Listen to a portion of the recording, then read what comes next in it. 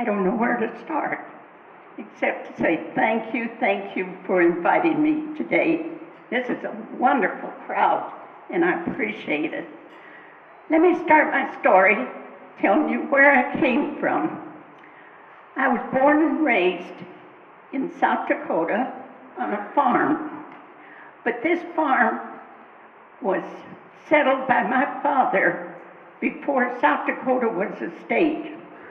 He was 12 years old when his father and brother decided to come from Iowa to South Dakota and select 640 acres to set up their farm. Now, a 12-year-old boy, we said to him, but how could you do it at that age?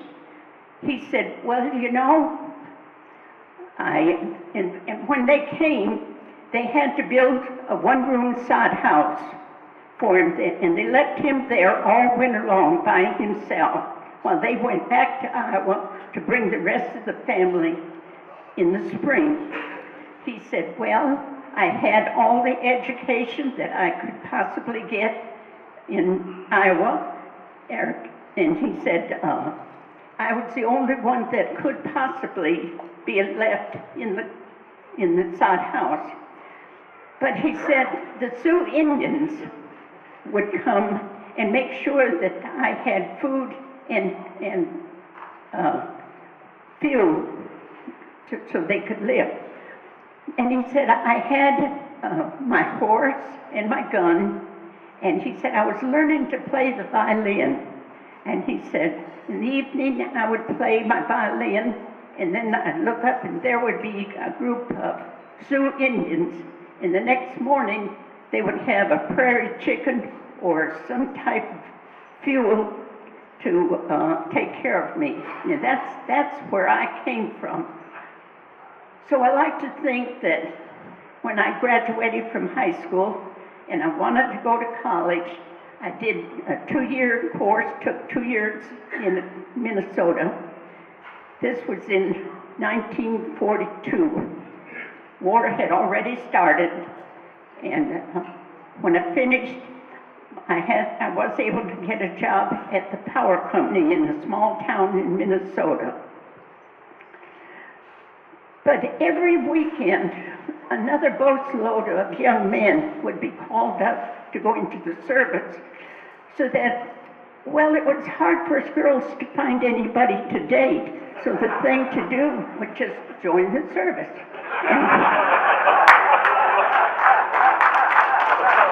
That's patriotism, I'll tell you that. So I notified my parents that by this time I already had 2 brothers in the service. So they came to Minnesota to say goodbye. I boarded the bus, went down to Fort Des Moines, Iowa, took my basic training just like the men. Then we were given a test to see what we were qualified for. They assigned me in recruiting in Kansas City. I had Kansas and Missouri to cover. They gave me a car, and I would go into small towns, set up a recruiting station in the post office, and see how many girls I could get to volunteer to join the service. I did this for nearly a year. When 1942 came, war had really escalated then. In 1943, war had really escalated, where men who were doing clerical work in army bases were called up to do combat training, and us girls were sent into different army posts to do the clerical work. There were about 100 of us girls that were sent to Omaha, Nebraska. This was in January of 1943. When I took my assignment, they asked me, or didn't ask me, excuse me. They assigned me secretary to the post commandant. One day I was carrying the mail in, and I'd only been there about a month when he said, I have a hard job to do. And when I asked him what, he said, General Eisenhower has put out a call for one girl out of our whole unit to be assigned to his staff in London. Well, you know who got it. I was given the chance a weekend pass to go home and say goodbye to my folks to let them know I was going on an assignment. But it was in February, and you know, in South Dakota, the temperature gets about 40 degrees below zero. Well, I was the only one on that little train that came into our small town, so those conductors knew I had to be on that train Monday morning. Well, Monday morning, the little Model A car wouldn't start, and we were late leaving. When we got to the train station, the train had already pulled out. So I said to my brother, well, just go to the next town, and I'll catch the train. Well, the train was already pulling out of that town by the time we got there. He said, now what? I said, well, just pull in front of the train, leave your lights on the railroad track, and I'll stop the train. He said, not with my car, you won't. See, it wasn't daylight yet, so he didn't have his car lights on. But he did pull in front, and I got out, and I stood in the middle of the train track, waved, and the train stopped. But the conductor said, we knew that was you because you knew you had to be on this train. And he said, I was already pulling on the train to stop the train before you got there. So that's how my trip was down to Georgia, Atlanta, Fort Oglethorpe. There were 30 of us girls in that group, 15 secretaries and 15 telephone operators. And we were told that we would be doing top secret work for General Eisenhower on his staff. This training was so intense that us girls that lived together for 2 years, not a single one of us ever told the other one what we were doing. No, my roommate didn't know what I was doing, and I didn't know what she was doing.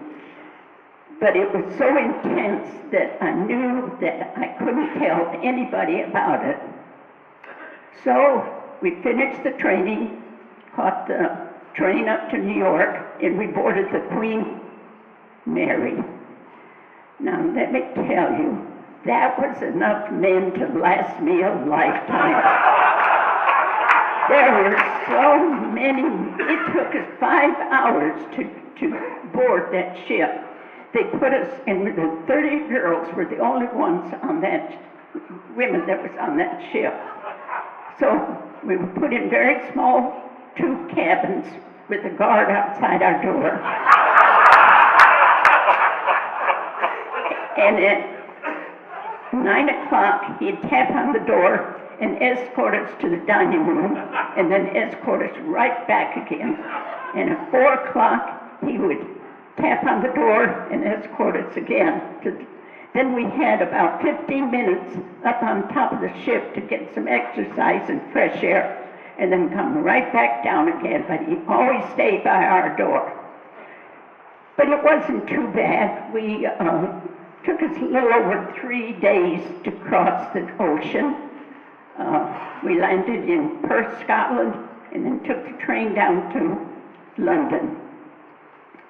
Here us girls were put in what we call today a pension. It was just a hotel with us. We did eat in the regular dining room across the square, but we were confined to our hotel most of the time. But of course, it was too because we were going through the buzz bombs. Every day, every night, the bombs were going over. So it really wasn't safe for us to go anywhere else sightseeing. But the morning I reported in to the headquarters for my assignment, they put me in a small room with a Royal manual typewriter and carbon paper. These 5 officers came in, 2 Americans, 1 British, 1 Canadian, and 1 Australian. They told me that I would be taking dictation from them and that these would be the battle plans for the invasion, that every page had to be stamped top secret. There was a guard outside my door that always stayed there. At the end of the day, he'd come in, take my carbon paper and my ribbon, burn it in the fireplace, then I could go back to the hotel. I started typing February 43 and finished in April. Every day, 5 days a week, I typed. And all this time, we were going through the buzz bombs. And we weren't able to do any sightseeing in London. But one weekend, I asked my roommate if she'd be interested in going with me to the USO, see if there was a trip that we could take that would be safe for us. We saw a tour to Windsor Castle. That was out of the town, so we thought maybe it would be safe if we made that one. So we boarded a little bus with about four other soldiers. They weren't Americans, they were from another country. But when we arrived into the castle, the guide said, we won't be able to see too much of it because the flag is flying at half staff. That meant that the king was in the castle. But he said, we'll look at the horses and the carriages and the chapel. Then we were in this very small room that had paintings on the wall. We were looking at them.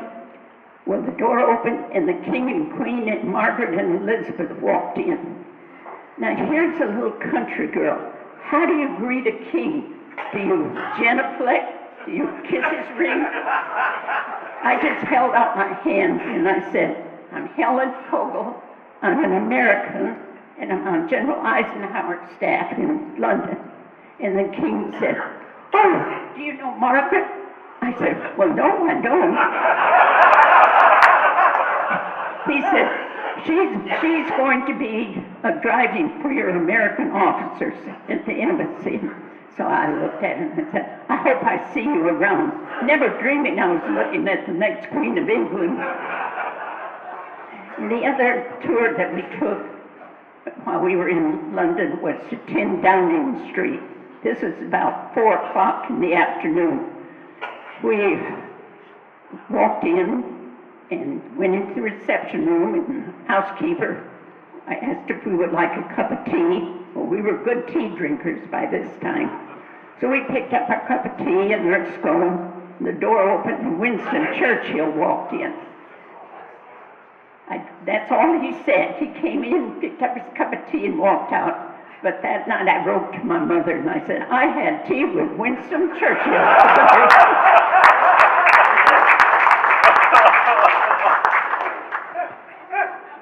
But all this time, these bombs were hitting our office, our hotel. We finally had to be moved to 3 stories underground shelter because our hotel had been hit.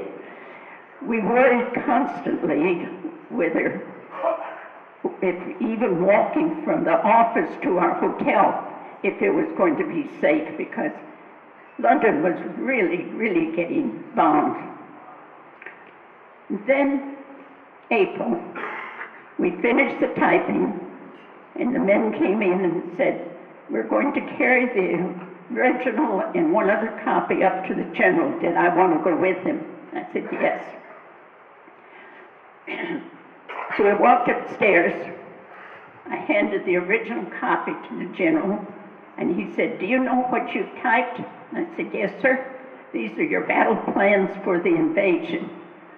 Then he said, do you know you have a brother over here? I said, no. He said, yes, your brother is in 3rd Armored Division under General Patton in Salisbury, England. And he said, and here's a pass. He said, I understand you haven't seen him in 3 years. He said, we thought this would be a nice gesture of letting you go down and spend the weekend with your brother. So I went back to the hotel, packed a bag, took the train down to Salisbury, and had a wonderful weekend with my brother. But to think a man of gentle stature knew who I was and that much about me when he had thousands and thousands of men under him. I'll always be grateful. And that's the only time that I ever spoke to him personally. But you have to remember, I was a corporal and he was a 5-star general. So you just don't go around talking to him. And then we finished the typing. And then June 6, 1944. That morning was a beautiful day, but the planes had been flying over night and day for at least 3 or 4 days. Even though the weather was bad, these planes were still going over. And then I got to the mess hall and was ready to eat breakfast when Winston Churchill came on the phone, on the radio, and said, "Today is D-Day." And I couldn't tell a single soul what I knew. But those plans were so involved in what army, what country with their army would begin in France. They each had a goal, an entering point that they had to make. Each one of them had to have a goal of going so many miles at a certain time. But I think what was so nerve-wracking for me was when they had written what the casualties was expected to be, how many body bags that had to be ordered. Now, these plans, it involved, and that's why we had these men from other countries. Every country was involved in the planning, and we're talking about hundreds of millions of equipment and supplies that had to be put on the shore, either in France or England, for the invasion. We're talking about fuel, we're talking about trucks. Everything that was needed for the invasion had to be ordered and stockpiled, waiting for the invasion. I've often wondered, some of those ships were out there in the harbor waiting for that day. But the minute they called in that they were making the invasion, those ships had to be unloaded as fast as they could in order to supply the military. To me, that was one of the most tremendous jobs that I'd ever seen. I still marvel at, when I was typing it, how in the world were they going to handle it? But they seem to have done it. And then, July, our hotel had been demolished. It was decided that they were going to send us across and wait until Paris was taken. So we packed up our bag, went to Southampton. We boarded a troop ship to cross the channel. It was just us girls on this big troop ship. It was at night, no lights. Got almost across, I thought anyway, when the ship stopped and the commander said, "All right, girls, this is where you get off." Well, I said, "Wait a minute, I don't swim." And he said, "No, you see that ladder going down the side of the ship?" He said, "You just turn around, you walk down that ladder, and there'll be a landing craft waiting for you. So we did, got almost to shore when the landing craft stopped and said, "You will walk the rest of the way." So we waded in the water, got to the shore, waited until daylight, and then a truck came and picked us up, took us up to the front line. It was about 8 o'clock in the morning. This group of soldiers were already lined up with their guns and ammunition going through the chow line before they take off. So we just got in line with them, went through the chow line. But I said to the girl back of me, "I wonder how long it'll take us before we can get our dry clothes to get out of these wet shoes." Well, there was a nice-looking young man back of me, and he said, "I've got a Jeep. I'll be glad to take you and find your bag." Well, that's how I met my future husband.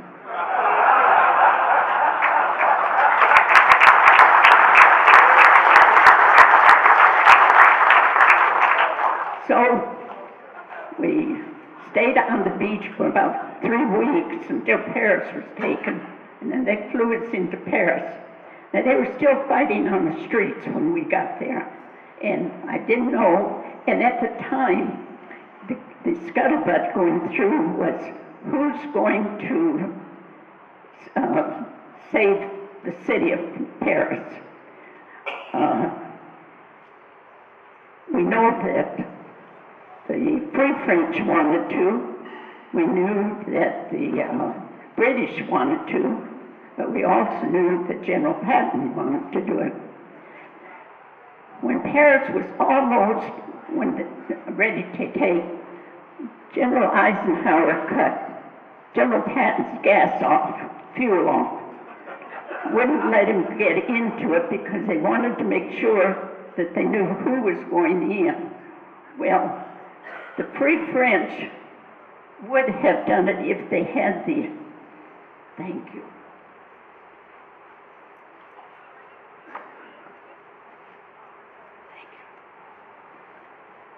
We knew the Free French were going to try and do it, but they didn't have the equipment for it.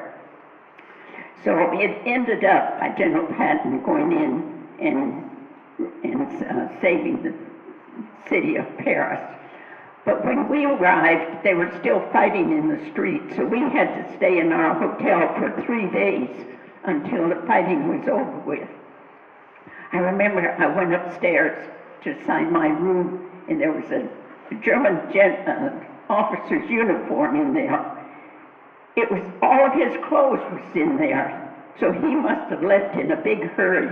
Well, I went downstairs and told the manager, I said, "You better come up and get these clothes. I don't want to be in this room if a German comes back to get his clothes." But then as soon as Paris was taken, there was a lot of celebration on the streets.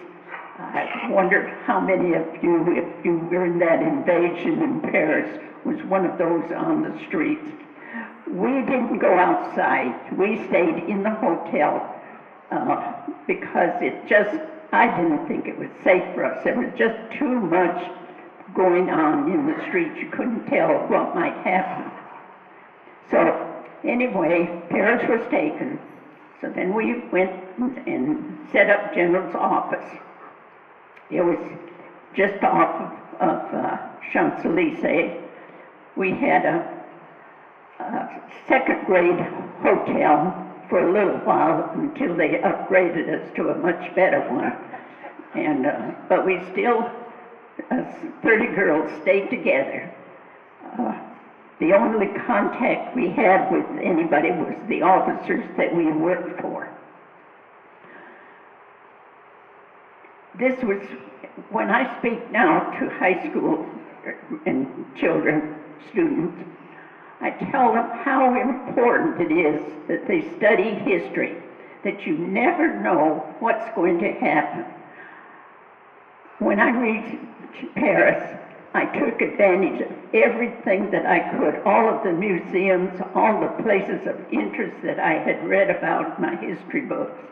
I made sure that I took advantage of every opportunity that I could. Our job was still top secret, but it wasn't as intense as it was in London. We had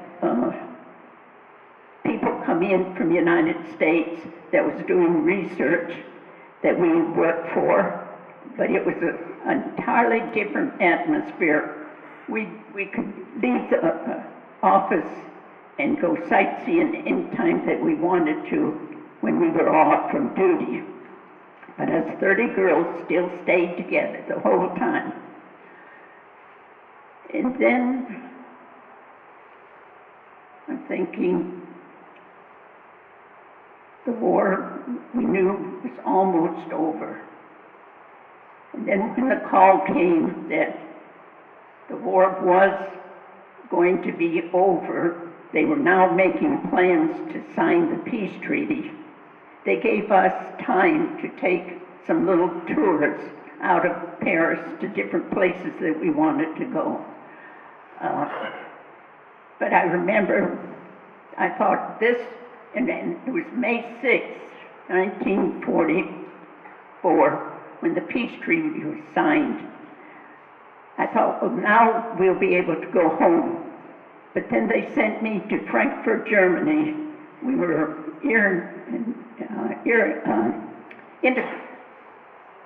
we were trying to get the stories of the prisoners of war that we had found. The one that I remember the most was the scientist from the Leica camera company. We wanted to know why their camera could see at night and ours couldn't. And that's when I heard of the infrared camera. And then it was in September, when they said that there was going to be a parade down Champs-Élysées. Everybody was going to be involved in it. So we polished our shoes, pressed our uniform, and we were able to march down Champs-Élysées. It was about a 5-hour parade. We went, when we got past the reviewing stand, we slipped out so that we could see the rest of the parade. And then that night, they announced that Paris was going to celebrate. And they turned the town upside down with the parades that they were having and the problems they were having. I mean, good times they were having. We didn't get out, but we did get up on top of our hotel so we could see the lights come on in Paris. And then we felt sure that the war was over. So the next month, it was in October, they told us that we would be ready to come home. We went back to London, boarded the Queen Mary, Elizabeth this time, and came back to the United States. And then we went back to Omaha, Fort Des Moines, got our discharge, and the war was over for us. I like to think that now that I can tell my story, and it wasn't until we were celebrating the 50th anniversary of D-Day that I happened to mention to a friend that I was there when war started, and she let the newspaper and television stations, and that's the first, it was in 1994, first time that I told anybody about what I did when I was in the service. My family has all gone. My brother, my husband, my son, everybody in my family's gone. And now I can tell the story, but I know this much. When I get up to heaven, the first thing I'm going to do is tell my husband what I did when I was in the service.